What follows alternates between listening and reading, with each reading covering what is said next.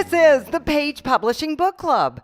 How you doing? I'm Alice Stockton Rossini. You know, we talk about guns a lot today. Second Amendment rights. Should there be background checks? Different laws in different states. But the bottom line is a gun owner should be reasonably sane and know how to handle a weapon. And that's why D.C. Besser wrote just about everything you should know about a handgun. He's a retired Marine and he's taught many handgun courses to cops and civilians alike.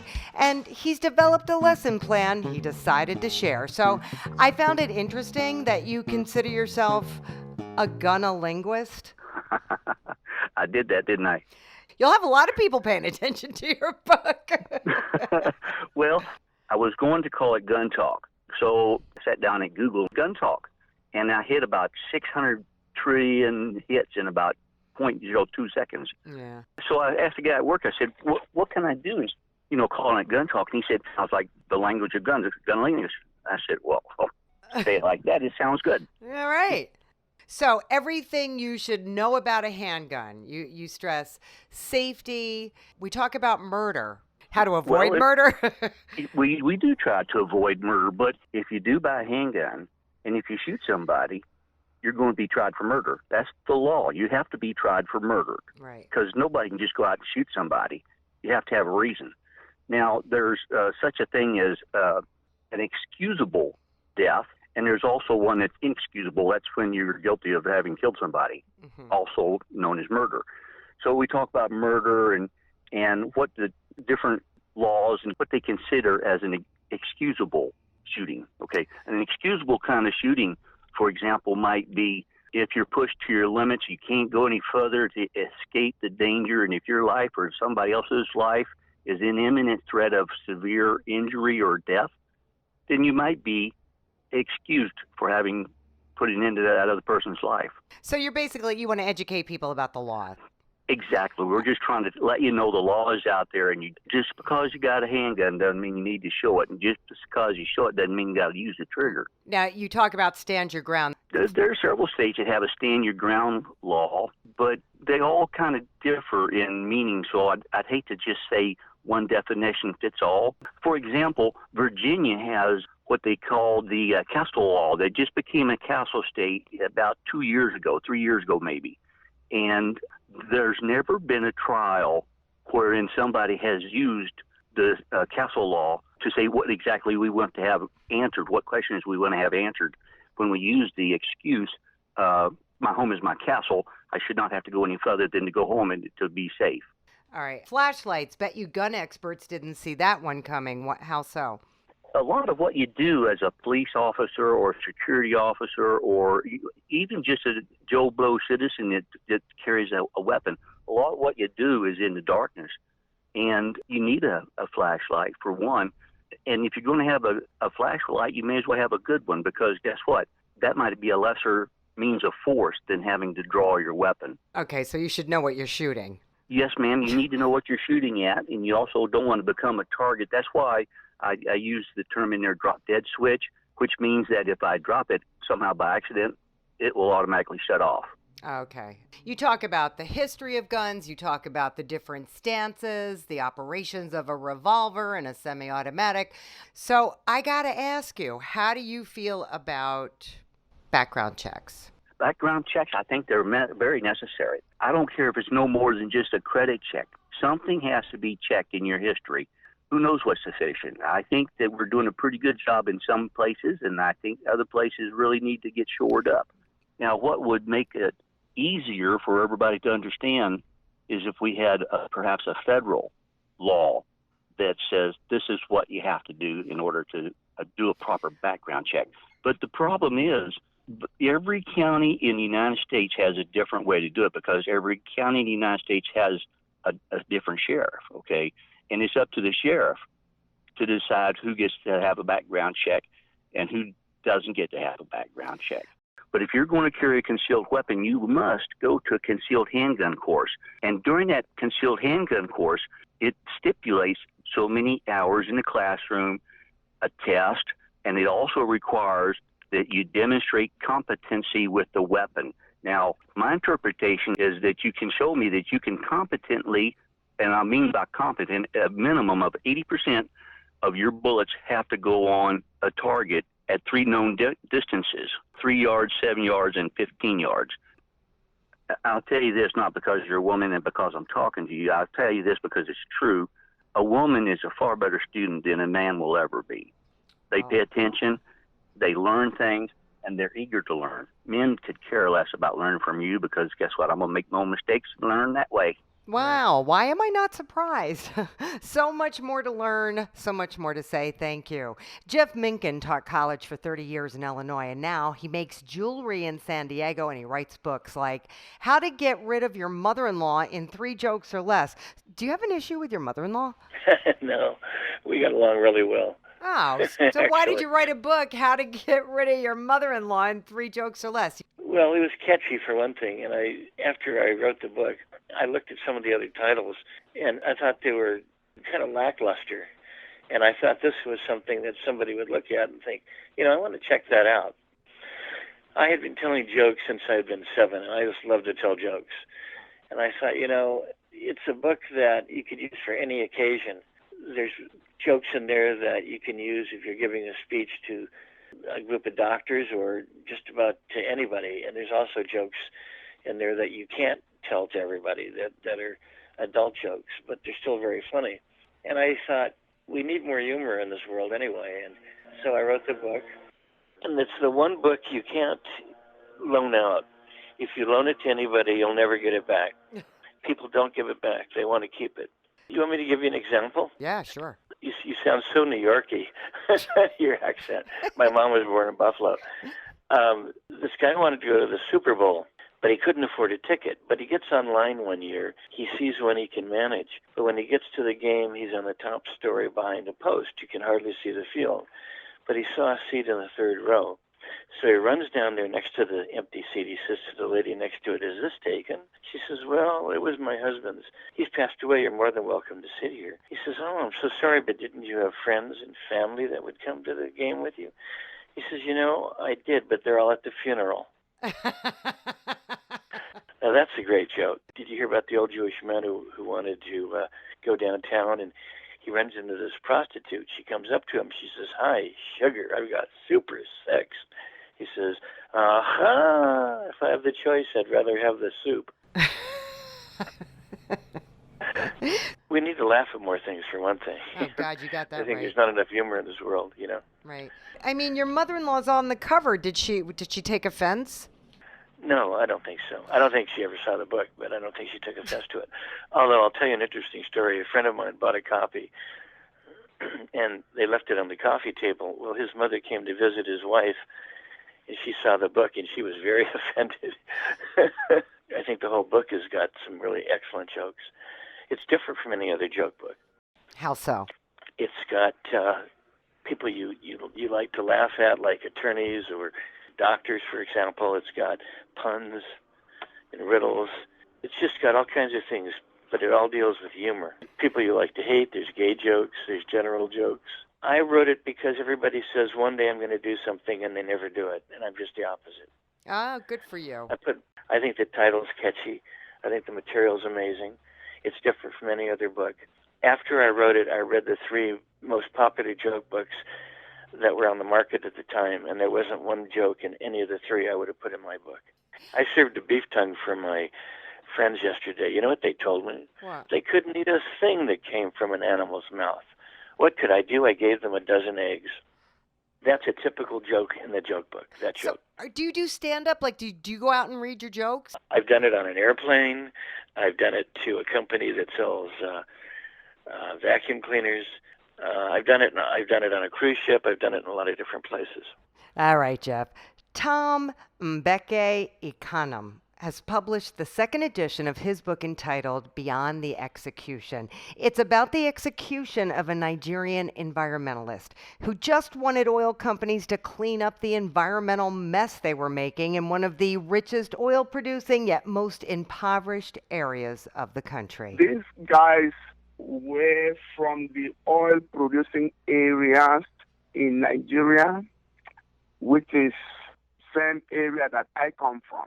They were from the minority ethnic group. They had no power, they had no benefit from the oil produce. Of course, the government has always been in the hands of those from the majority. Okay. And the environment has been so ravished by the oil production to the extent that these individuals decided to speak out about it, calling for the oil companies to clean the environment. They wanted the federal government to be on the, or to kind of, shall I say, force the oil companies to clean the mess that they make up. When the government ignored their plea, the leader of the group by name Ken Saro-Wiwa came to the United Nations in New York to put his plea before the world audience. Right, he went to the UN. Yes. Of course, when he went back to Nigeria, his passport and everything else were seized by the government. They accused him of painting the government black. You know what I mean? I mean, that is beaming a light on the bad situation in Nigeria. So the government did not like that. Right. All what this man and his group were looking for first was a clean environment. And of course, compensation, because much of like the fishing that a good many of the people in the area used to do, they do not have fish anymore to catch because of the oil pollution. Right, right. It is the world's most polluted environment. So somehow the group, of course, had formed a large number of people.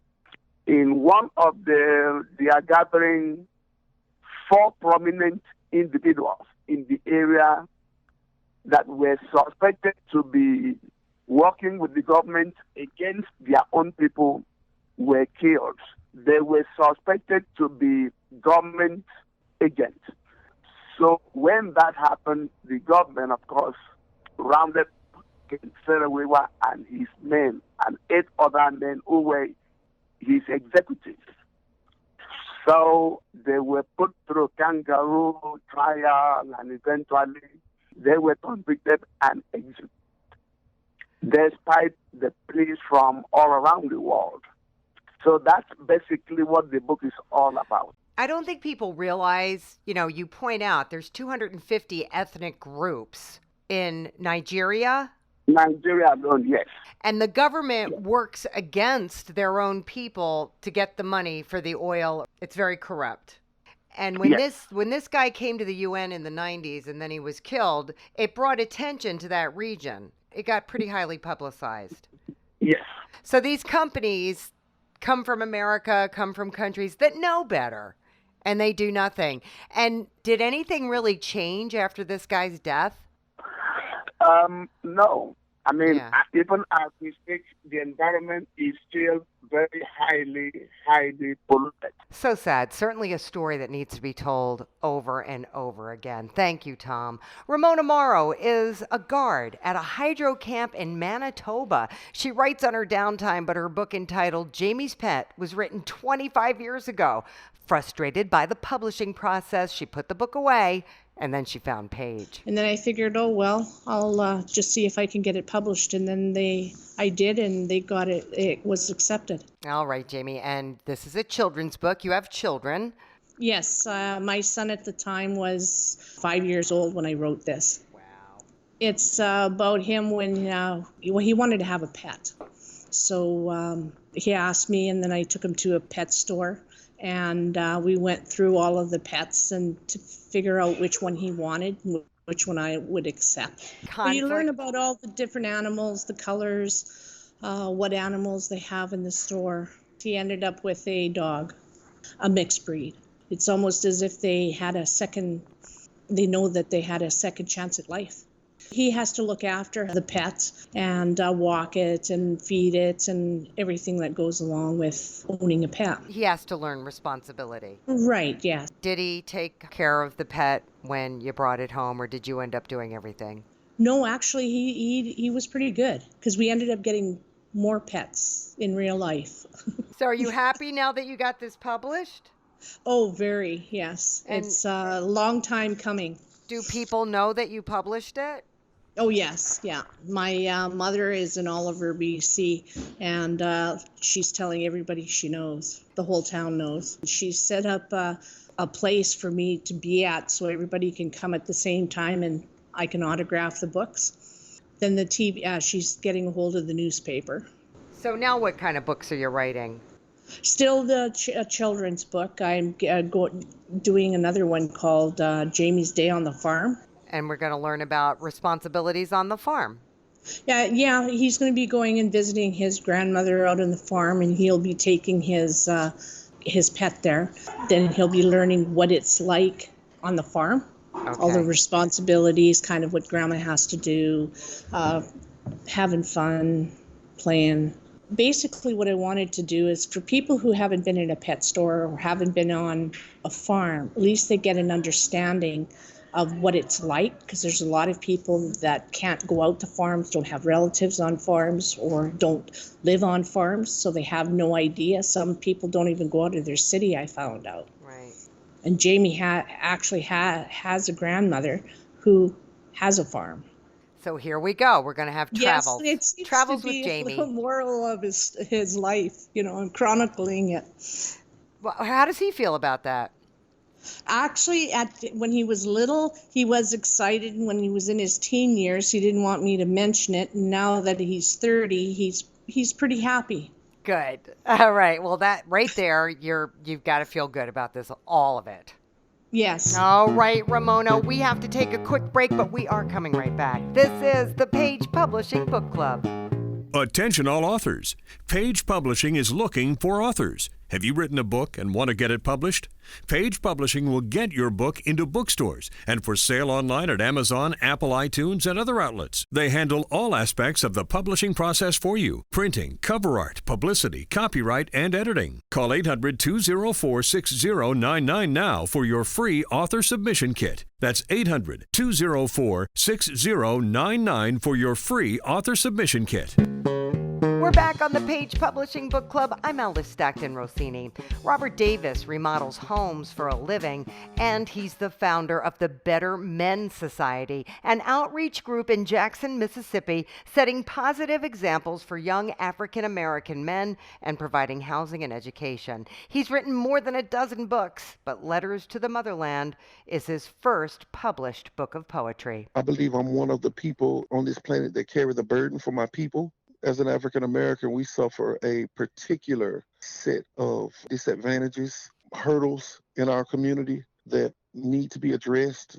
It's a conversation between Africans and African Americans. I take Swahili lessons, and my Swahili teacher relays to me that a lot of people where he's from think that African Americans have come here and forgot about Africa and the situation that Africans are in. Regardless of where we're located or where we live, we have the same problems. Poverty is something that is not just an African problem, it's a problem all over the world. When you say Letters to the Motherland, so there's Yes, different ma'am. poems. Yes, ma'am. And the poems Yes, ma'am. touch on various aspects of Yes, ma'am. the condition of African American men. Right, of black men. It's actually a history lesson. It starts off talking about when Africans began to be taken from Africa back then and all the way to where we are today, where we have prominent African American leaders and presidents on the planet. So you're teaching them and inspiring them. Yes, ma'am. Yes, ma'am. It's so many. It's a eclectic assemblage of Afrocentric encouragements unveiled in a poetic form is what it is. With the Better Men Society, that's my platform. I go to different schools and I read my poetry. And actually, if you got on my Facebook page, you will see that I've been invited to different schools where children have read my own poetry to me, especially during the Black History Month. I was invited to so many schools where my poetry was the focal point of that particular elementary or junior high. And I was so honored because my poetry got read between Langston Hughes and Maya Angelou, which was so inspiring, children are so inspiring. It's almost like a Yes, ma'am. handbook. Yes, ma'am.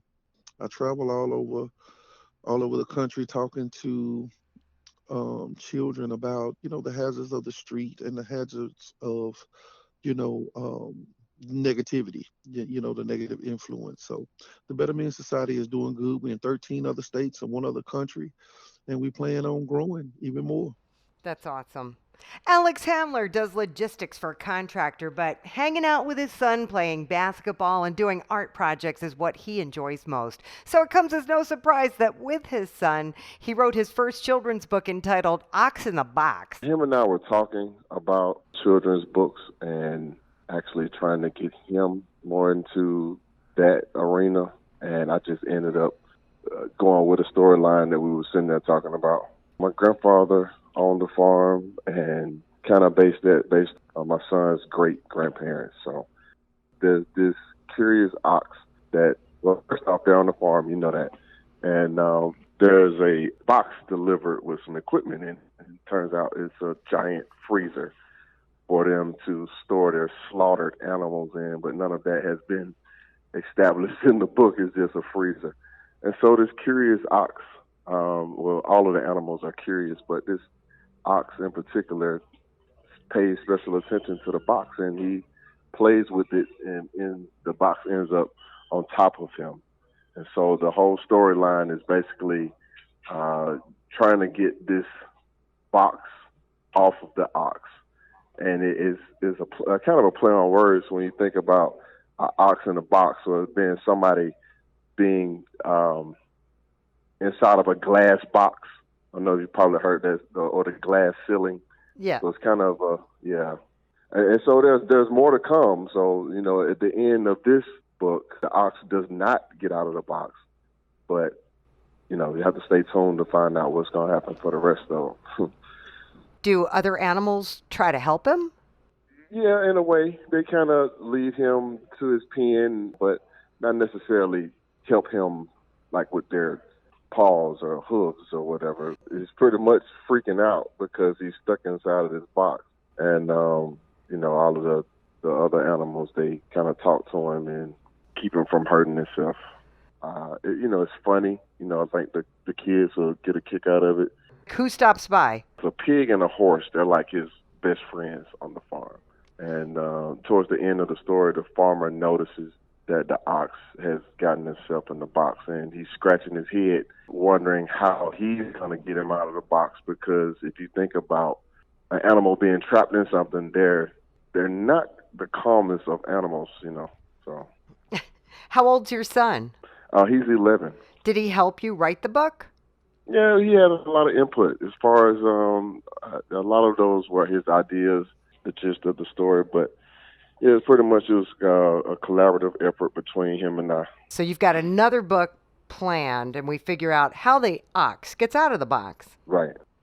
All right. Ardice Miller Templeman is a therapist who ran a counseling and training center for pastors in Vermont. She never paid a whole lot of attention to history until she went to Boston, where she was inspired to study the history of St. Paul spreading the gospel throughout the Roman Empire. That led her to write her book to finish the course, The Apostle Paul and the Early Christians in the Roman World. It's about the Christian world during the time of the Roman Empire. And we follow these two Roman soldiers, Marcos and Gaius, yes. And Gaius was a real person, and they became intrigued by Paul, then by the message he gave. Paul had been put into the maritime dungeon, and that's where they put their prisoners before they were executed. And it's at the very close when they went to get him. And it was during Nero's reign. And he was put to death under Nero. Mm-hmm. And this is all reality. And they bring him out of the dungeon, and they lead him down the road toward his execution. And he quotes a scripture. It's a scripture in the book of 2 Timothy that goes, I have finished the course. I have run the race. Therefore, there's laid up a crown for me in heaven. And so that's how it ends up. He loses his head. It's got a message. And as I wrote, the more the message just invaded my heart. And of course, I've spent my life studying human nature, behavioral science.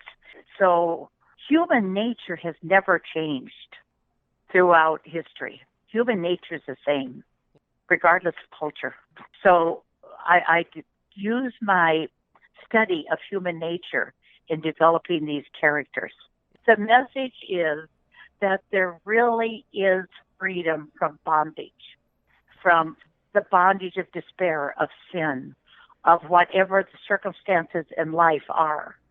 There is a freedom, and we find it in Jesus Christ and in the message that Paul proclaimed. All right, Ardice, you sound so excited.